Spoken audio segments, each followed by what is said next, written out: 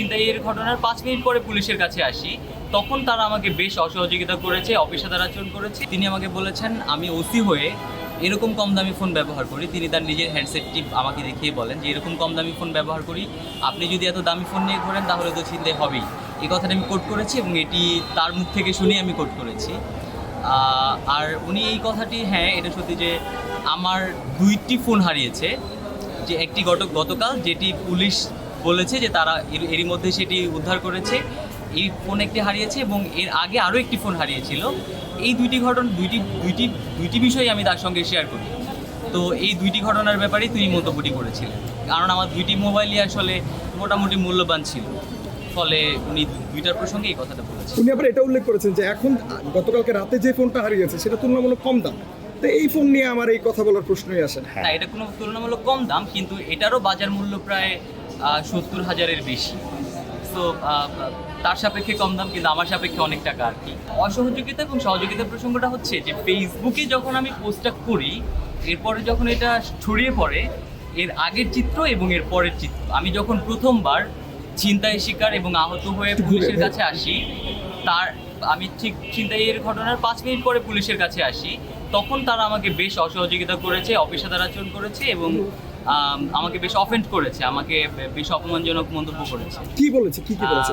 প্রথমত duty officer আমাকে বলেছেন যে আমি যখন প্রথমে ডিউটি অফিসারের রুমে যাই, ডিউটি অফিসার আমাকে বলেছে, ডিউটি অফিসারের পাশে থাকা সাদা পোশাকে থাকা একজন পুলিশ সদস্য আমাকে বলেছেন যে আপনি বোতাম লাগান। আমার তখন এই বোতামটি খোলা ছিল।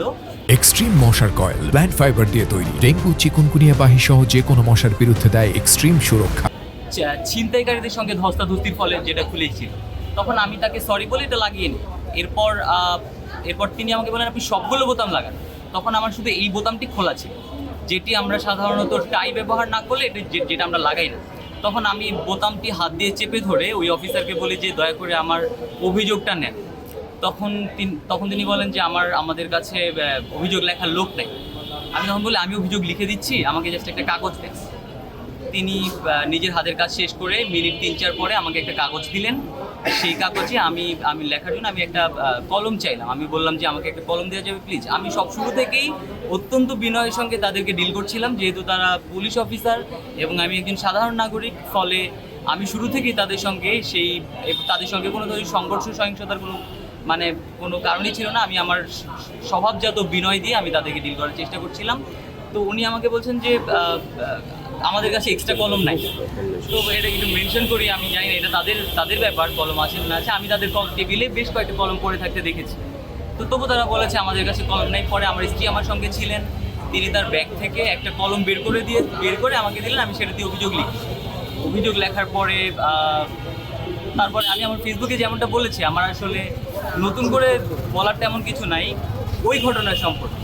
নতুন করে যেটা আমি আপনাদেরকে বলতে পারি, ফেসবুক স্ট্যাটাসটা যখন আলোচনায় চলে আসে, যখন এটা ভাইরাল হয়ে যায়, এরপরে আমার সঙ্গে কিছু ঘটনা ঘটেছে যেটা আমি আপনাদেরকে এখনও জানাইনি। সেটা হচ্ছে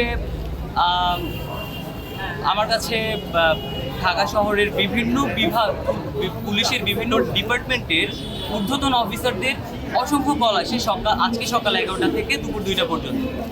ইনফ্যাক্ট এরপরেও এসেছে, এমনকি জাতীয় গোয়েন্দা সংস্থা, দেশীয় বিভিন্ন সংবাদ সংস্থা, দেশীয় সংবাদ মাধ্যম, আন্তর্জাতিক সংবাদ মাধ্যম, এইসব জায়গা থেকেও আমি কল পেয়েছি। তো